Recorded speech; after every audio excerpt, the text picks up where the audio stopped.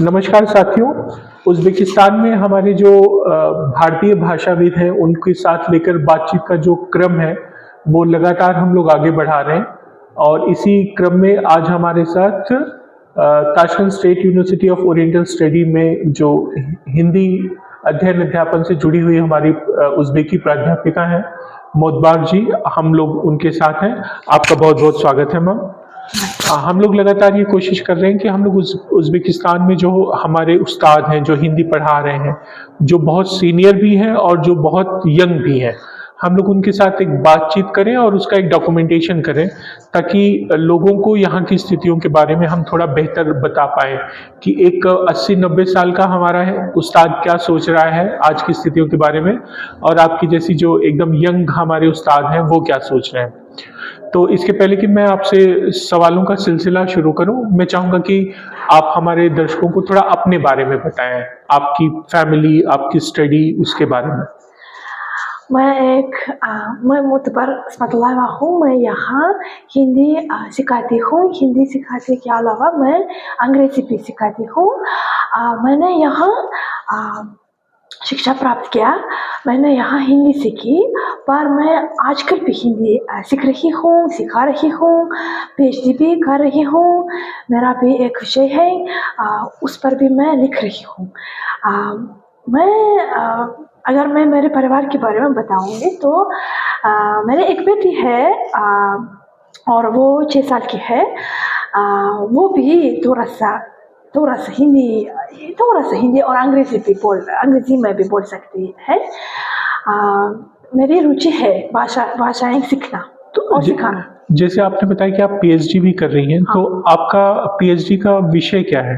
विषय है मेरे linguistic components of Hindi Uzbek languages in Jansatta हफ्सोज़े ऐसे जनसत्ता की तरह ऐसे समझ। तो जैसे जनसत्ता हमारा अखबार है हिंदुस्तान, हाँ। का वैसे यहाँ का एक अखबार प्रसिद्ध है, हाँ। तो उसमें जो हिंदी और उज़्बेकी भाषाओं की साम्य या समानताएं हैं उनका एक तुलनात्मक अध्ययन आप कर रही हैं। हाँ, बहुत बहुत सुंदर विषय है। हाँ।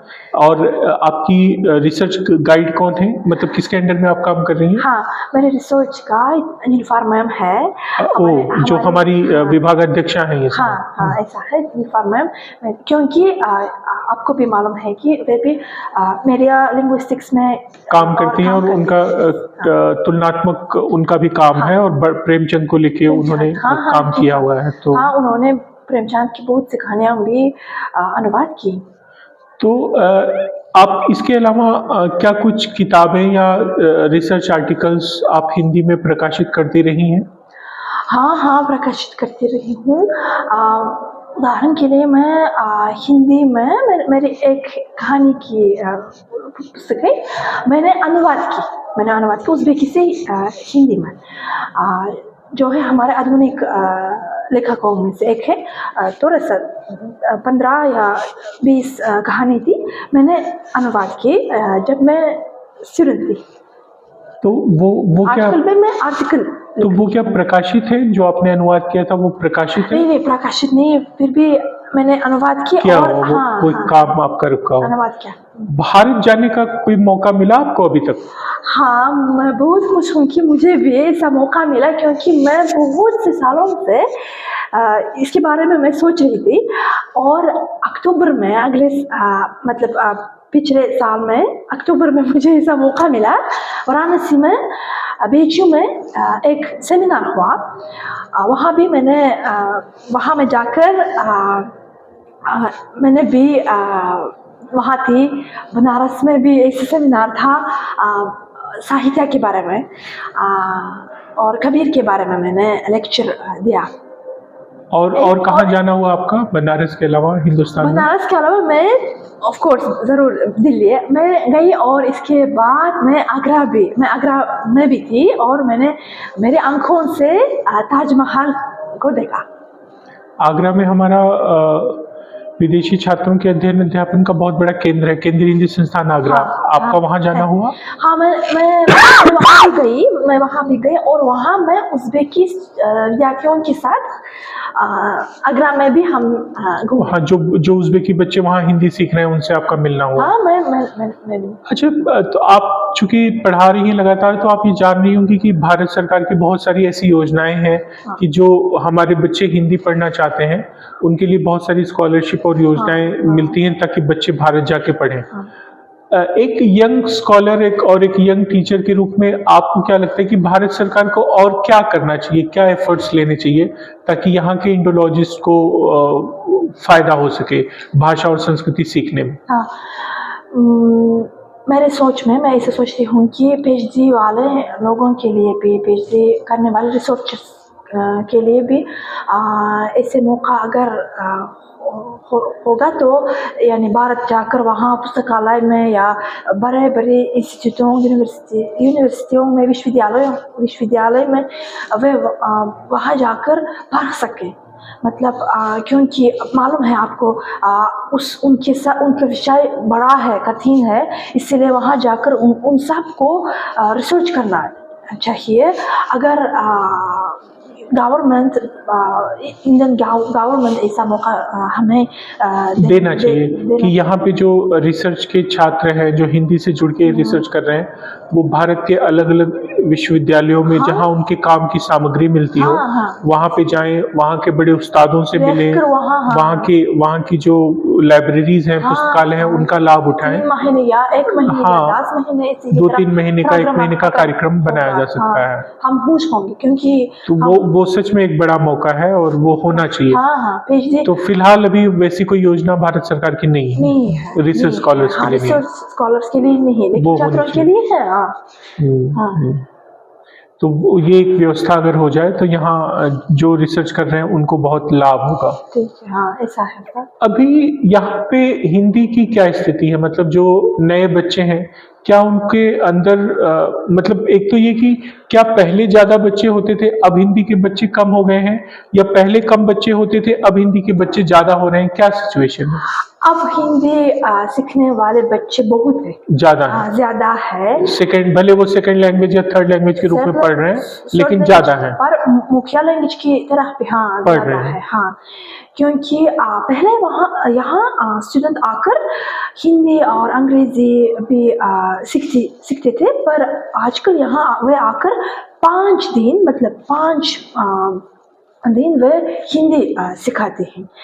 5 पाठ हैं, क्लास हैं एक सप्ताह में। हाँ, एक हफ्ता में ये भी बड़ी चीज है। हाँ, बच्चे बढ़ रहे हैं। हाँ, बढ़ रहे हैं। वो किसी न किसी फॉर्म में हिंदी सीख रहे हैं। ऐसा है। हिंदी के अलावा और कौन सी भाषाएं हैं जो बच्चे सामान्य तौर पे जिनको लेना पसंद करते हैं यहाँ पे? हिंदी के अलावा उर्दू भी है जी, वे सबको पसंद आती है। उर्दू के अलावा भी अंग्रेजी भी है।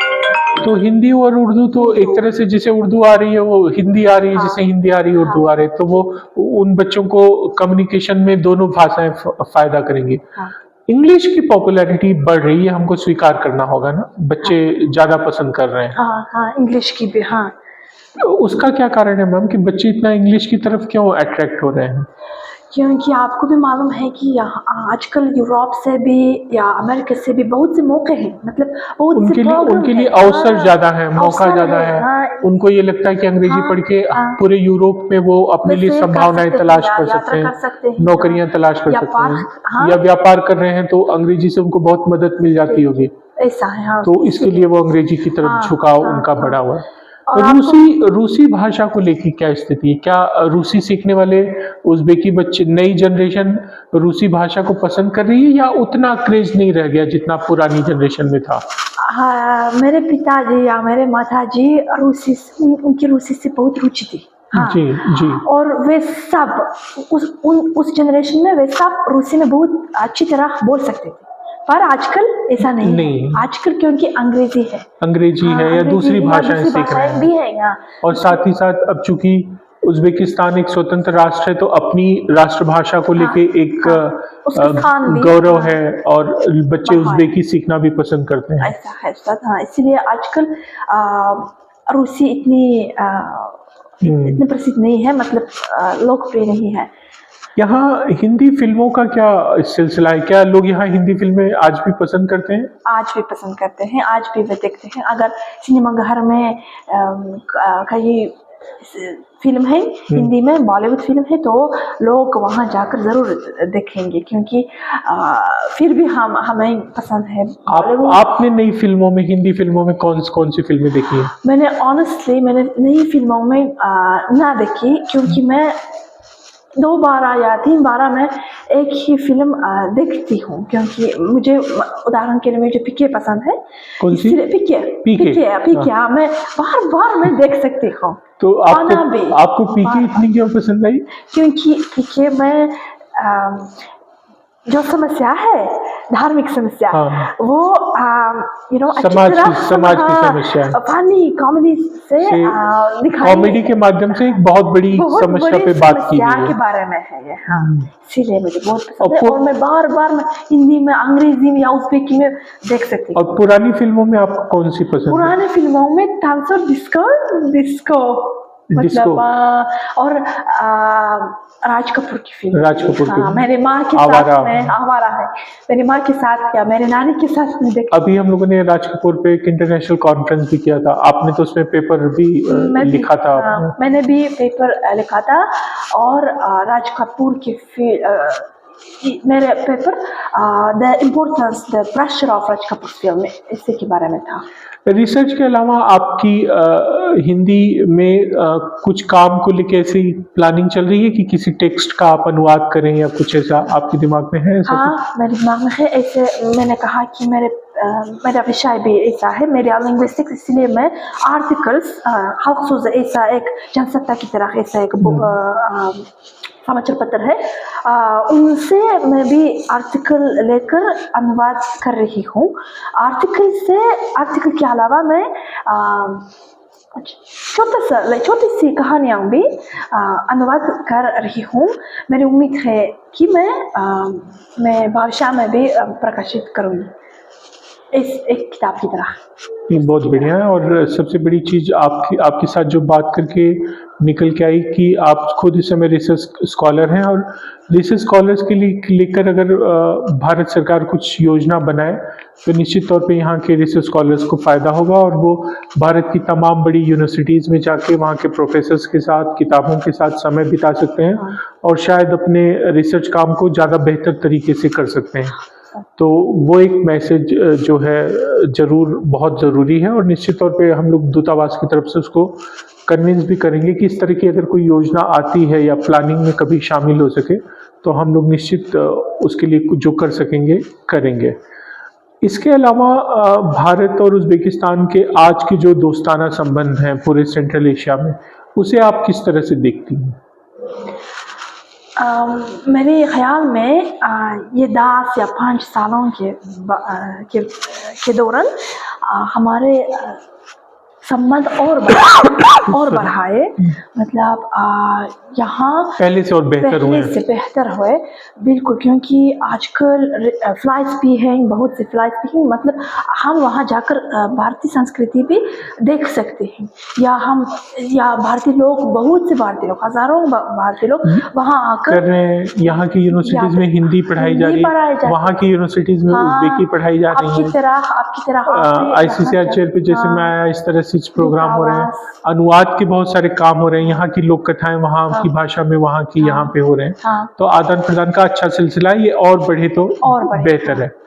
तो चलिए मोदबार जी, आपने हमसे बात की और आज आपने समय निकाला, उसके लिए आपका बहुत बहुत आभार, और हम विश्वास व्यक्त करते हैं कि आप अपना शोध कार्य बहुत अच्छे तरीके से संपन्न करेंगे, और आप निश्चित भारत आने का कोई भी मौका मत छोड़िए, वहाँ से जो भी सहायता आपको लगेगी हम लोग हमेशा आपके लिए तैयार हैं। आपका बहुत बहुत धन्यवाद। धन्यवाद सर। Thank you.